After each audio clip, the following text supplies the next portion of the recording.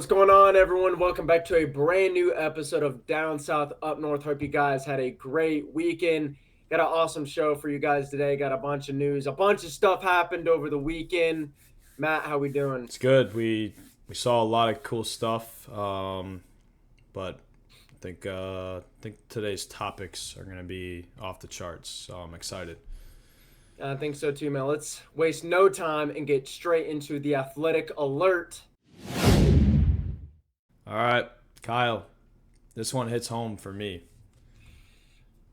Our boy, Dallas Cowboys legend Larry Allen, unfortunately, has passed away at the young age of 52. 52 years old, man. Yeah, it was tragedy. It was a surprise for me. It was right in the middle of the day, and you kind of just get that alert, and what are you gonna do? He was actually the worst part of the story is he was on vacation with his family in Mexico, and sadly passed away, and I believe it was cancer as well, which is just awful. It just sucks. A lot of these guys passing away recently too. I've kind of noticed a trend that they have these private battles with cancer. I mean, even actors. You look at Chadwick Boseman a couple years ago. Like nobody knew about that, and Yeah. I really respect that. They don't want people feeling bad for them because all they did in their careers was make people laugh or make people excited or just happy, just fun to watch. And Larry Allen was one of those guys. I mean, he is probably the best offensive guard, even offensive lineman the NFL has ever seen. He's definitely up there. I mean, you talk about a guy who you can't really accomplish more than what he did. He won a Super Bowl. He was named to the 1990s and 2000s All-Decade team. I mean, he's in the Pro Football Hall of Fame. 6 first team All Pros. Right. I mean, the list goes on and on. 11 Pro Bowls, and everybody remembers him at the I believe the combine. It was when he did the bench press. Yeah. 43 times benching 225. Like that just doesn't happen, and they're really still. I think he's one of one because the athleticism that he possessed for a guy that was his size was off the charts. I was about to say, dude, like he was the lead blocker for the great Emmett Smith, and I remember just seeing highlights, dude. Him and Emmett, or Larry's just leading the charge, and Emmett's right behind him going down the sideline. Like And Larry's keeping up with Emmett. I mean, for most of the that's what play. I'm. That's what I'm saying, dude. You don't really see that much anymore. Offensive linemen leading the charge 15, 20, even 30 yards down the field. Like, that's just crazy, dude. His athleticism was one of a kind, really. He was crazy athletic for a guard. And obviously, I follow a lot of those Cowboys Hall of Famers on all socials. So seeing their reaction to the news just broke my heart even more. You saw Troy Aikman. He shouted out how great of a player he was, how dominant of a player he was on the field, but also his character off the field. You talk about a guy who's can be a force to be reckoned with. A lot of guys aren't really that off the field as well. And Larry Allen just big, he had that big old smile.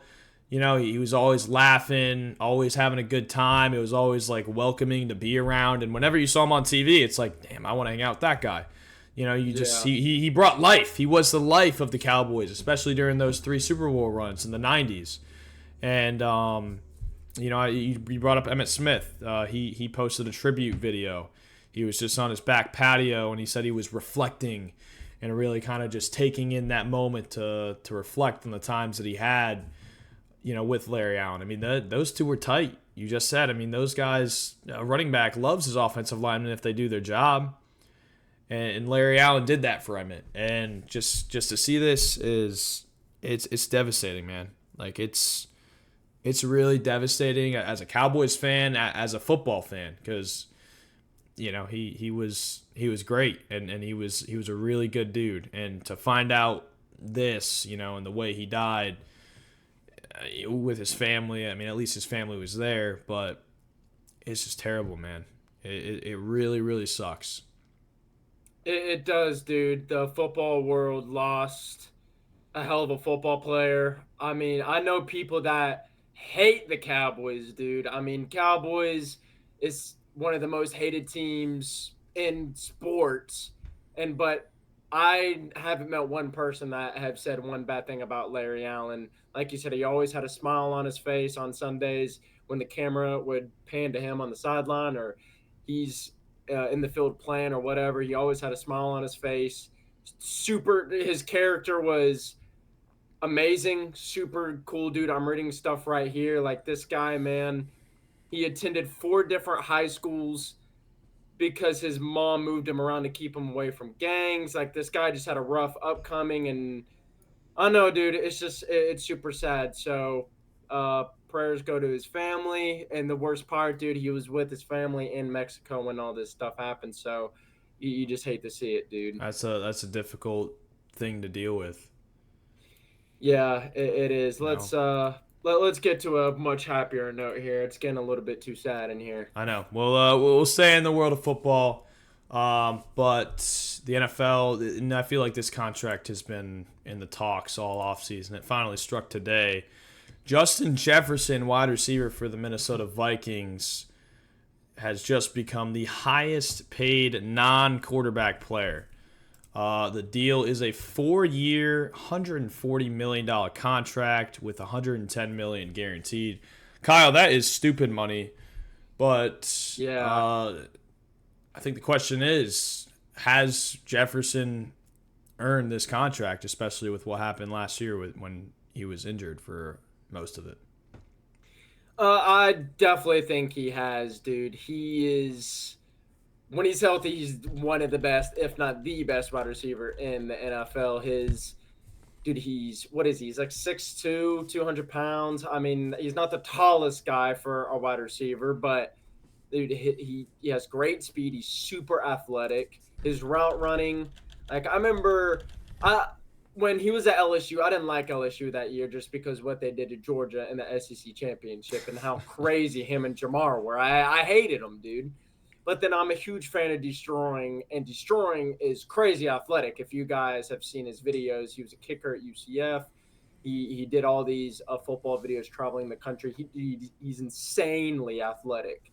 And Justin Jefferson, like the way he gets out of his cuts and sprints up field and his speed, like, dude, he is so fucking athletic. It is actually insane. And when he's healthy, dude, he is the best wide receiver in the NFL. So I think, yeah, he definitely he deserves his contract. And I mean, he was doing it with a good quarterback. He's the Falcons quarterback now, Kirk Cousins, but we're gonna see how really good he is now with JJ McCarthy. So I don't know.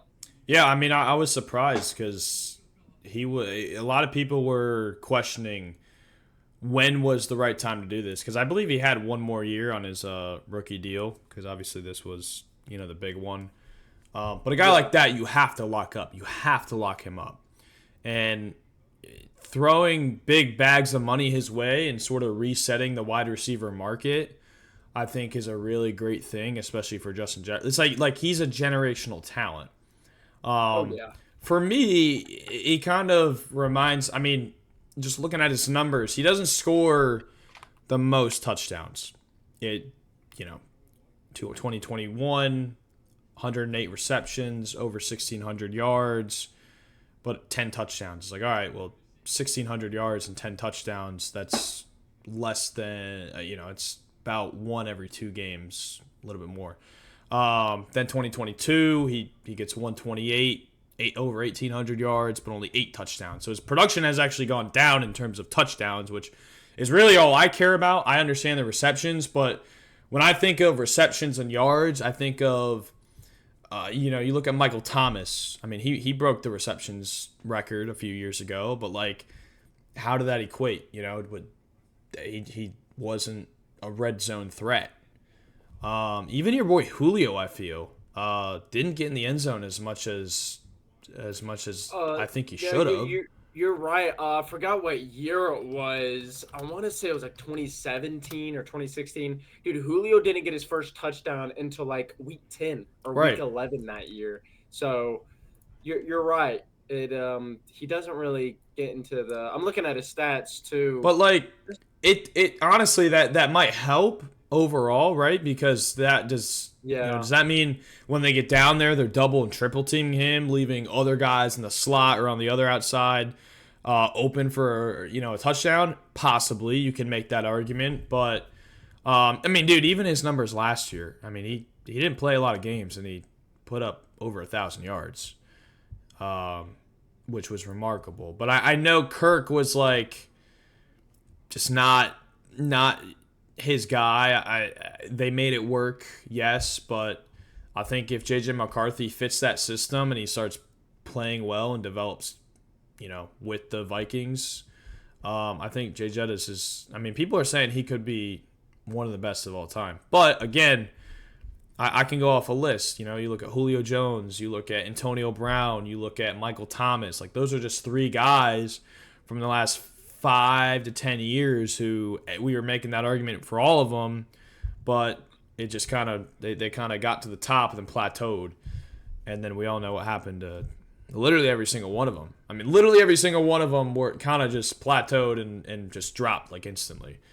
And I don't want that to happen to Justin Jefferson because I like him. I like him in the NFL. He's a fun player to watch. He's an insanely good fantasy player as well. If you're making your scouting, I mean, I know he got hurt last year, so injury is going to be a question, but that dude puts up numbers in fantasy, man, and he's a threat, especially with the yards and the receptions that he puts up.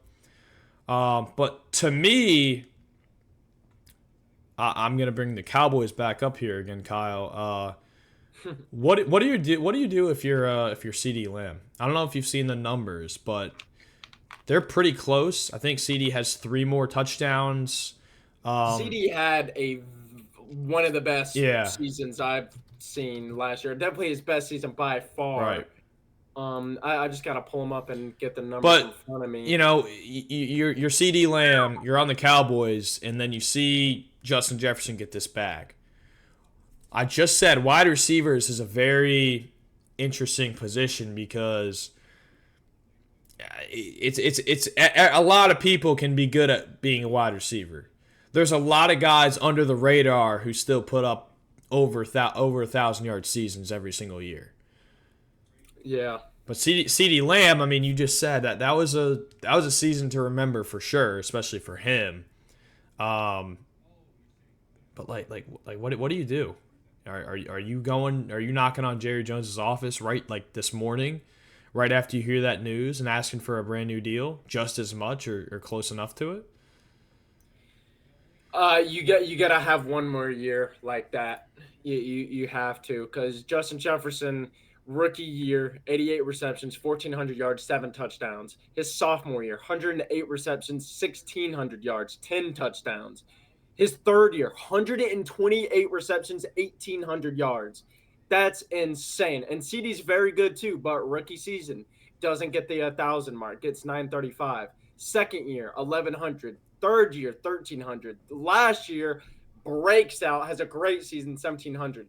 I think if CD has the year he just had, then you go knocking at the door, being like, "Hey, dude, look like I have established myself to be one of the best wide receivers in this league with a quarterback that is very 50-50."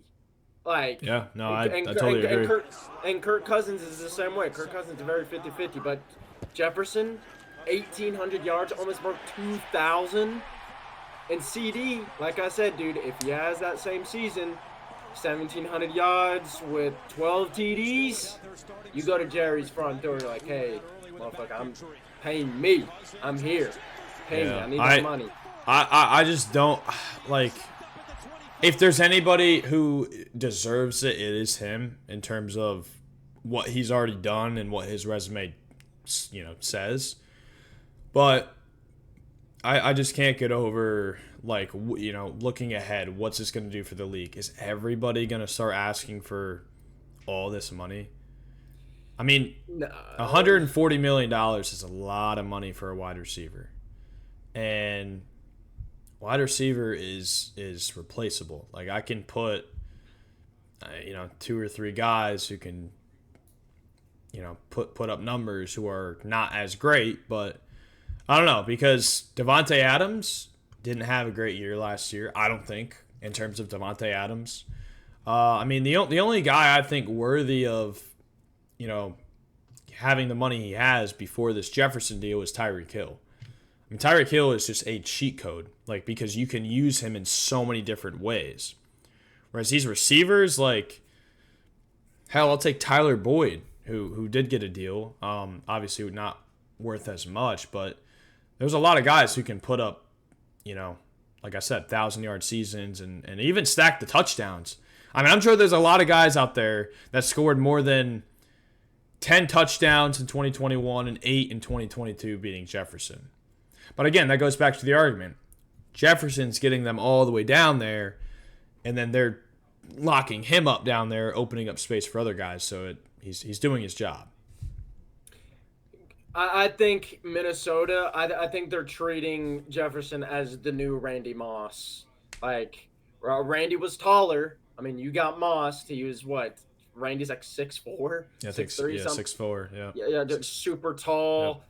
Not the biggest guy, and Justin is kind of that same way. He's a little bit shorter, but he's not the biggest guy. He just has crazy He's athleticism. got length too.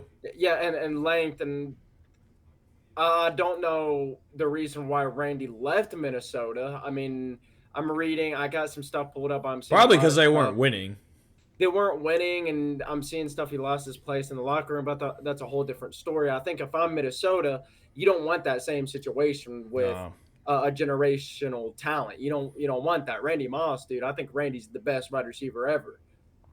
Him and Jerry. I mean, it really depends on the day or how I'm feeling, but like Justin, dude, like you said, he's a generational talent. He can't have 3 good years and then play 10 games the next year, and you're just like, he didn't really prove himself. We'll just let him go. Yeah. No, dude, no, you cannot do that. I mean, if there's anything that other receivers can do in this situation, it's to be like, all right, I need to be consistent. I mean, Jefferson still putting up 1,000 yards with the amount of games he played was remarkable. It's like when he's out there on the field, he is moving the ball and the ball is going his way. He was just getting better and better every year. I mean, yeah, like in significantly better, like adding 200 yards every season type better. That's what I'm saying. It's not easy. It is not easy, and to do it at such a young age too. Like I think that's the thing. Like usually guys do this between, let's say, 25 and 28. I mean, this dude came into the league and boom, like I'm here. Like he let everybody know like he's here. 2022 Offensive Player of the Year. I mean, it's remarkable. I just hope that he can do something in Minnesota because a lot of guys.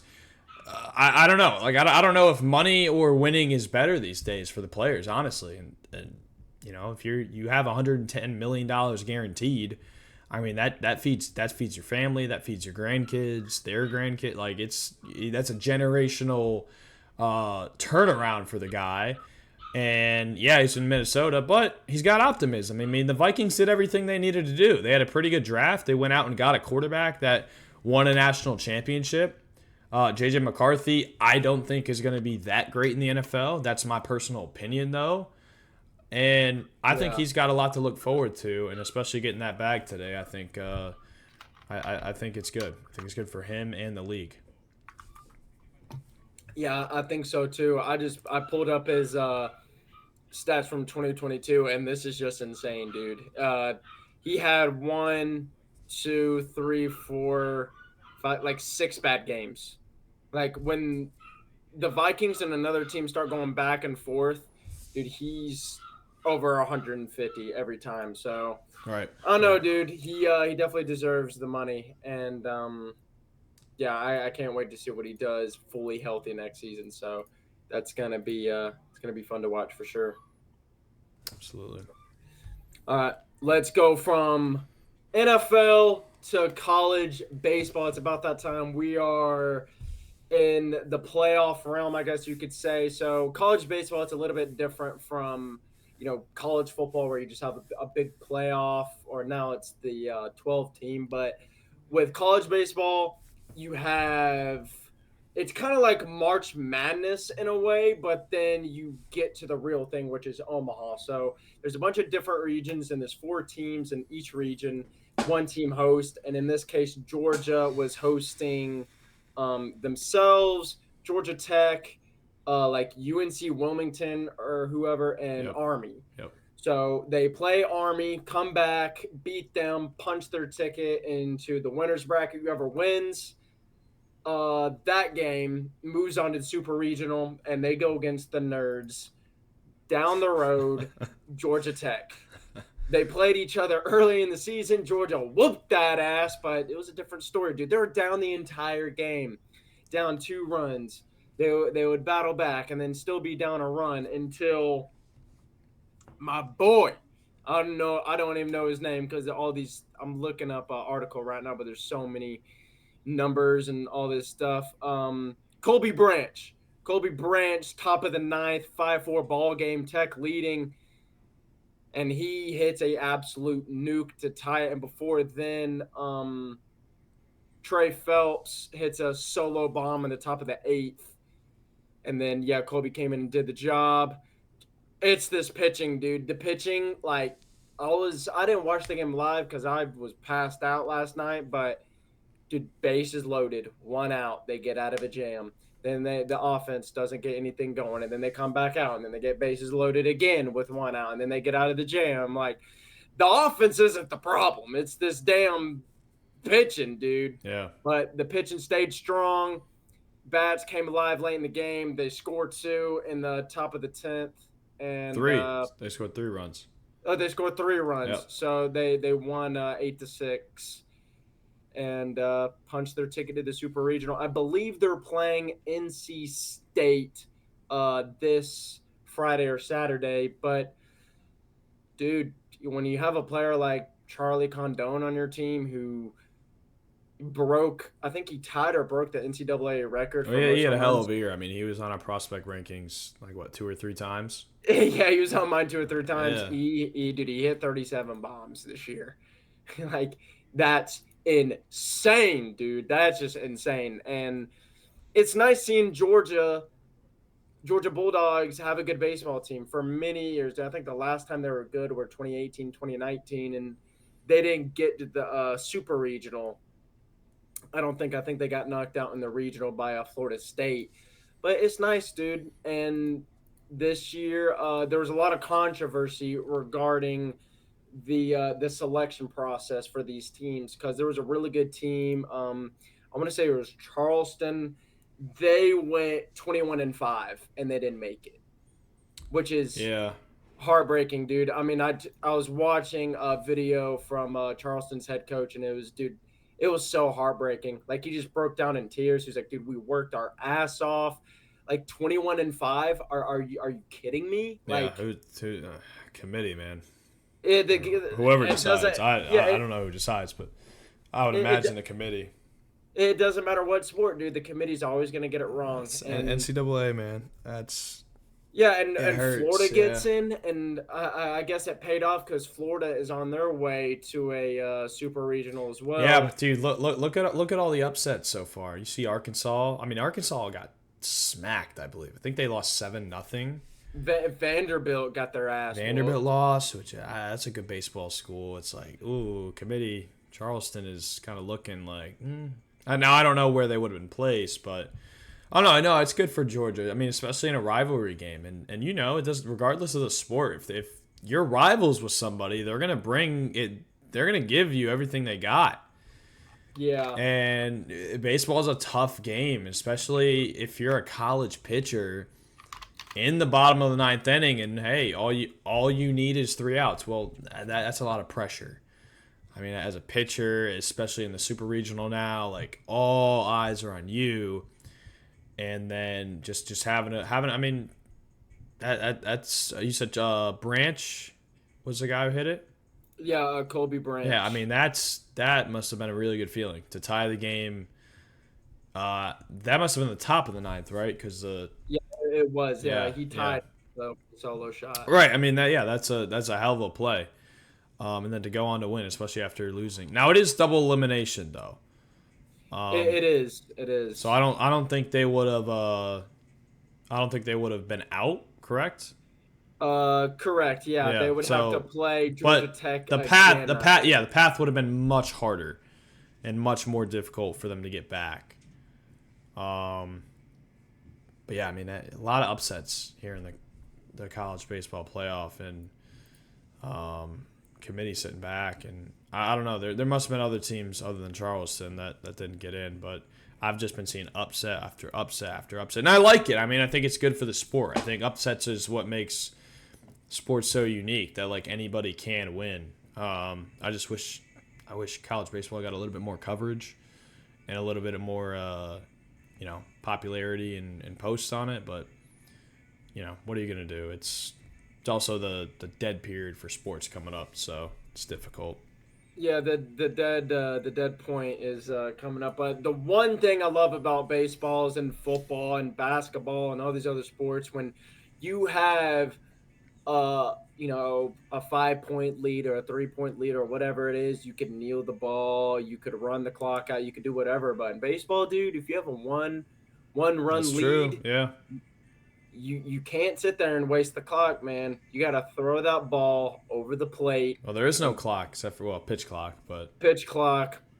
I guess when it doesn't even matter. I was about to say when you're playing younger and like 10 or whatever, you have a time limit, but that doesn't even matter. right.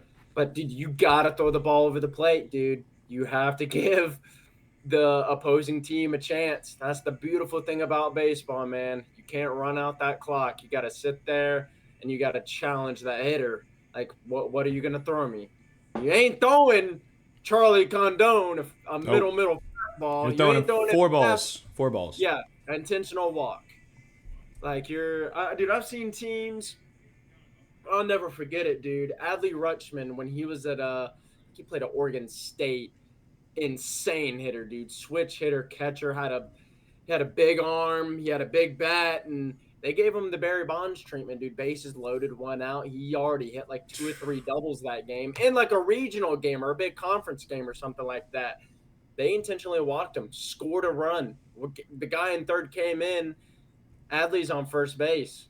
Like that's the thing. If that dude hitting is that dangerous, you're like, bro. I mean, this guy, whatever I throw, it looks like a big beach ball coming in.